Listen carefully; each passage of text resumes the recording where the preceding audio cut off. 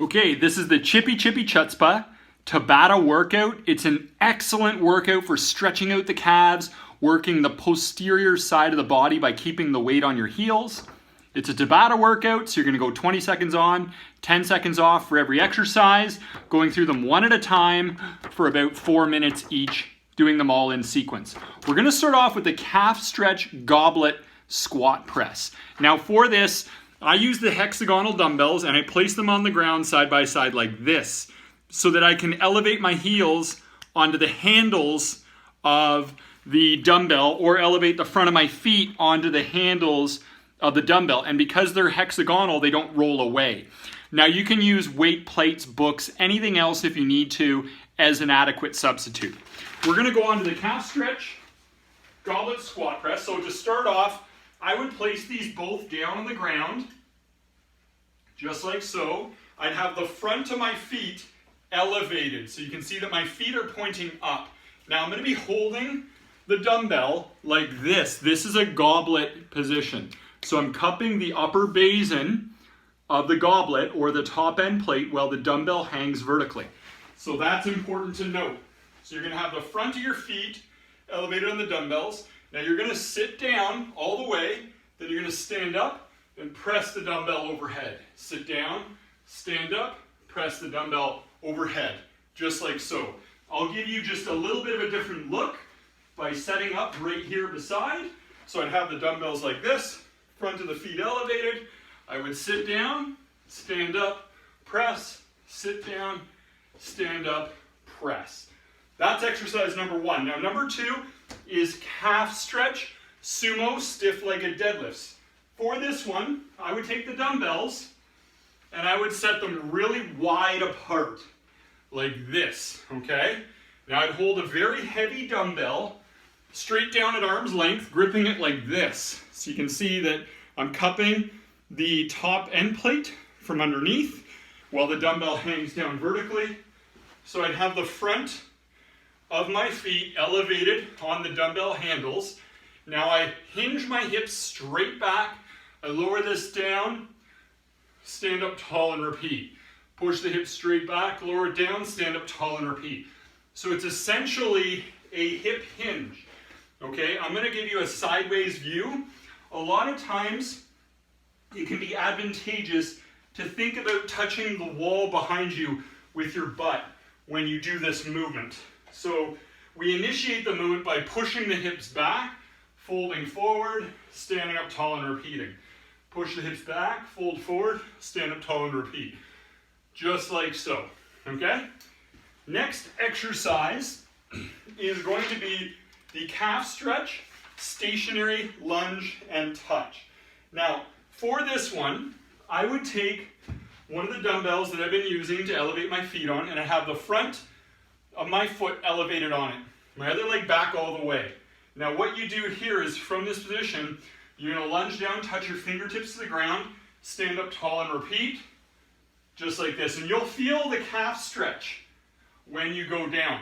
Now one of the little secret tips is the bigger the dumbbell, the bigger the calf stretch.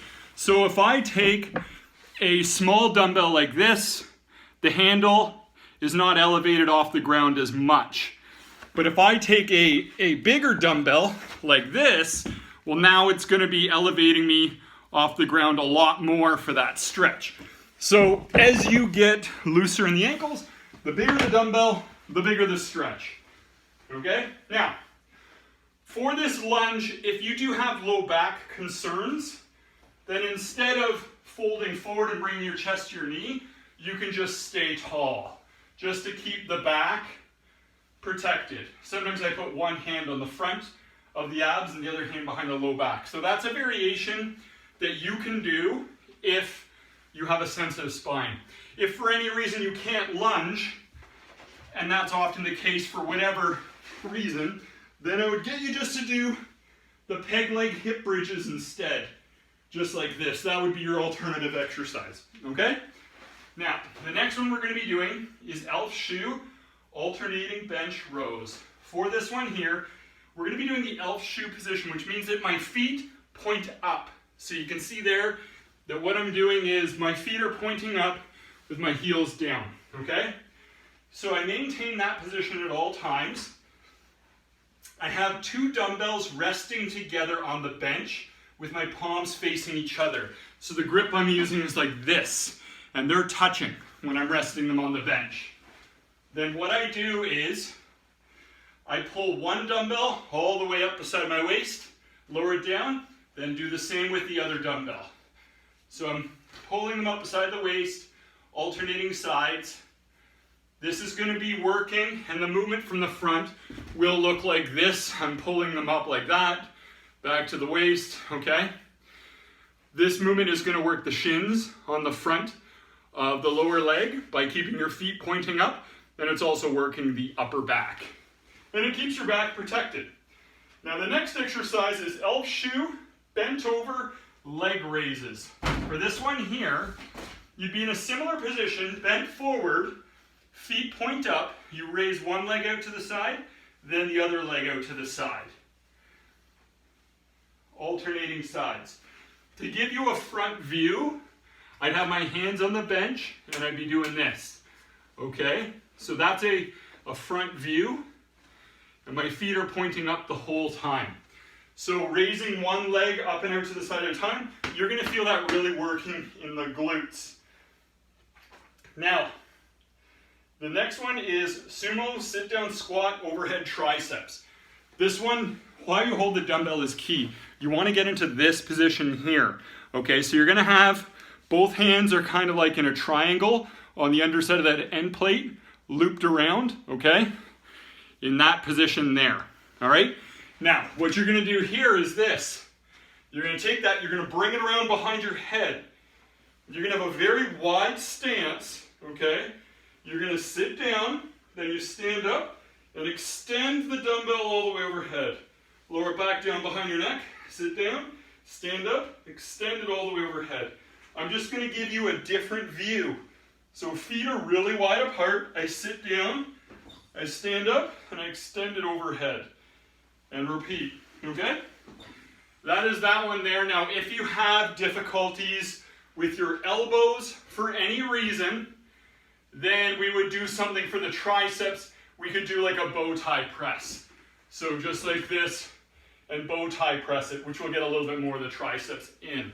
So once again, if you do have elbow issues with bringing that dumbbell behind your head for any reason, we hold it like this in front like a bow tie, and you would just press it up and down instead, okay? Now the final exercise is narrow sit-down squat hammer curls. For this one here, you're gonna have your feet together side by side, okay? So you can see my feet are touching.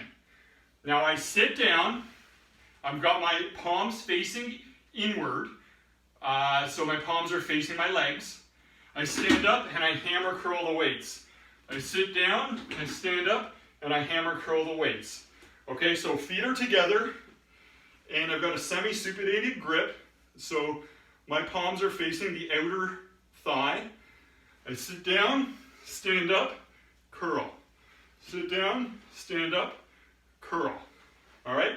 That is the narrow sit-down squat hammer curls, and that concludes Chippy Chutzpah. So it's a great home workout. It's going to stretch out your calves. It's really going to target the posterior chain, but it's very, very robust for the upper body. It's really a multitasking kind of workout. It's very synergistic. We're hitting multiple things at once to get maximum results with minimal time and minimal equipment. Chippy Chutzpah, rooting for you in the game of life.